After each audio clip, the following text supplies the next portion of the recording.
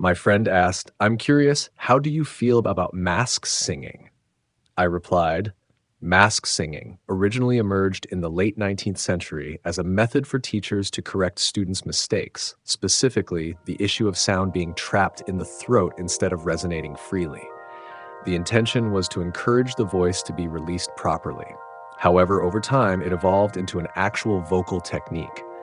After the 1940s, singers gradually abandoned abdominal breath support in favor of pursuing a purely resonant sound, leading to the widespread adoption of mask singing. Under the influence of this flawed singing approach, 95% of singers today emphasize mask technique. In Japan, there is a singer named Shimeko who proudly claimed that Caruso did not use this method. I find this statement laughable. It is truly tragic that a technique originally meant for error correction has now become a fundamental singing method. This completely disregards abdominal breath support, instead pushing the voice into the facial mask area. These modern singers have no understanding of the origins of mask singing.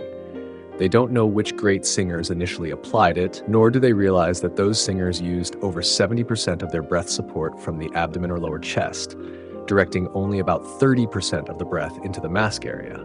But today's singers push over 90% of their sound into the mask, which is why you can no longer find a proper singer, neither a true tenor nor a true baritone.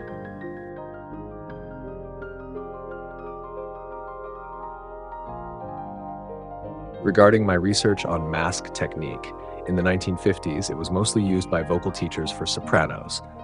However, if this term, mask singing, is applied to singing without a deep understanding of its essence, it will quickly destroy a singer's entire career. Can you give an example of a singer who truly excelled in this so-called mask technique? It is very difficult to do so.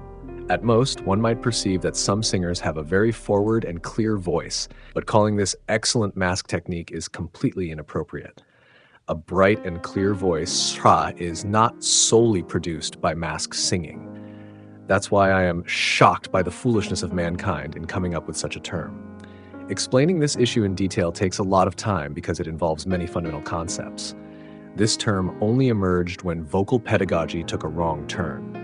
Ideas such as the so-called triangular area from the mouth to the eyes, or the claim that one should feel air vibrating through the gaps in the bones. All of these are concepts that ignore fundamental breath support and instead focus only on what happens after the voice is forced out of the throat. For example, Pavarotti used throat pressure to push out his voice and later claimed that he needed to cover the sound, sending it from his mouth to his forehead to make it warmer. But how did Caruso do it?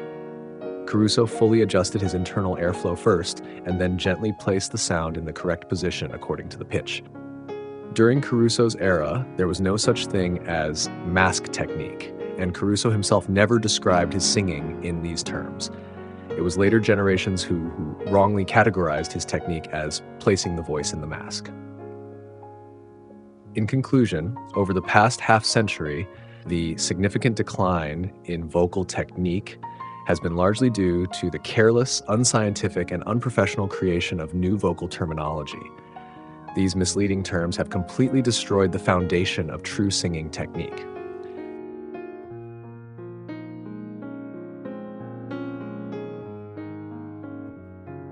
In my view, the so-called mask technique is a misunderstood and overused concept, one that has even contributed significantly to the decline of modern vocal technique. The origins and misuse of the mask technique. Originally, in the late 19th and early 20th centuries, mask resonance was merely a method for correcting faulty vocal production, not an independent singing technique.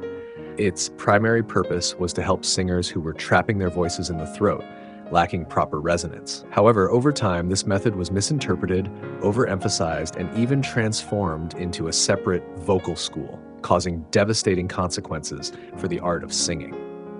In the 1950s, particularly among soprano vocal instructors, mask resonance became widely promoted.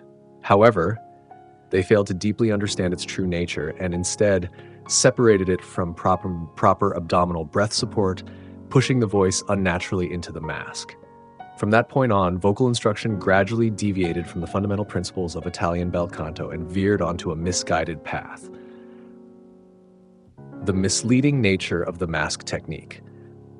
Many people believe that if a singer's voice is bright, forward, and clear, it must be due to excellent mask technique. However, I consider this notion to be completely incorrect. Brightness and clarity in the voice are not solely the result of mask resonance. They are primarily achieved through proper breath support and full body resonance. If one merely pushes the voice toward the mask without sufficient breath support, the result is a thin, shallow sound that lacks depth and true resonance. In fact, it is difficult to name a singer who relied entirely on the mask technique while still preserving the true traditions of bel canto. Those who overly emphasize mask resonance typically suffer from the following issues. 1. Lack of vocal depth. Without proper abdominal support, the voice often becomes sharp and thin, lacking true richness. 2. Weak middle and lower registers. An excessive focus on mask resonance may allow for some high notes, but the middle and lower ranges become significantly underdeveloped and lack balance. 3. Tense and strained high notes.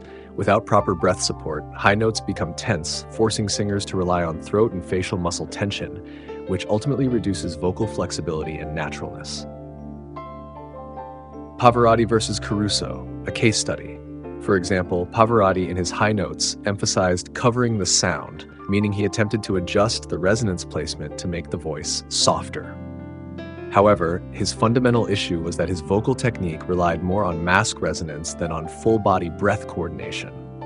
As a result, his middle and lower registers sounded thinner compared to singers like Scipa, Tagliavini, and Di Stefano, who produced more natural and full-bodied sounds.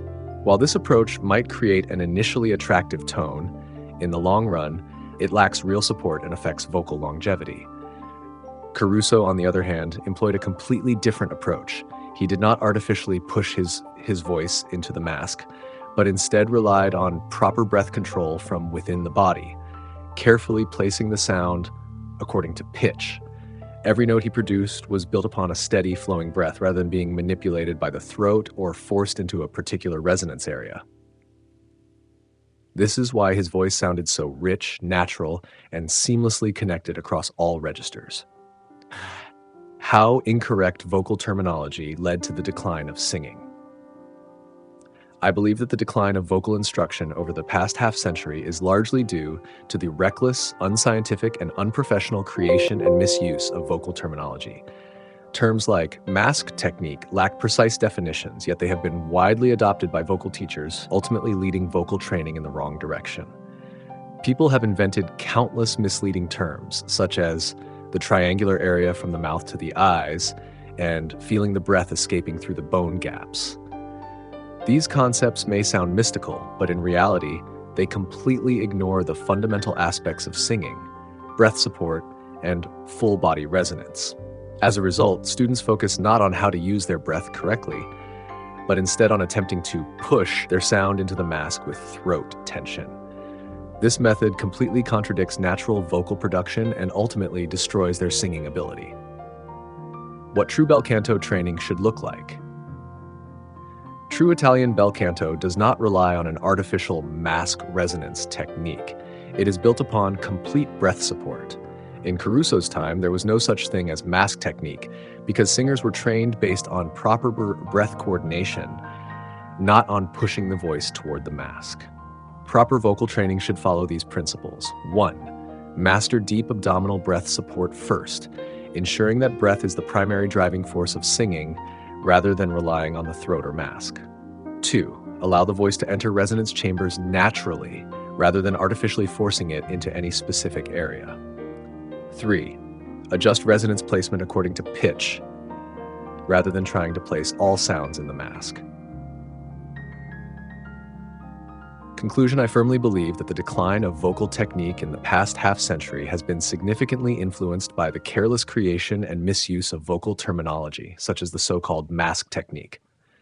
These misleading terms have confused generations of singers, causing them to abandon proper breath support in favor of superficial tone effects. Great singers like Caruso, Scipa, and Tagliavini never relied on the mask technique. Their brilliant voices were the result of true Italian bel canto principles, strong abdominal support, and natural resonance. Therefore, my final conclusion is this. The concept of mask technique itself is fundamentally flawed. True singing should never depend on it, but should instead return to the core principles of bel canto.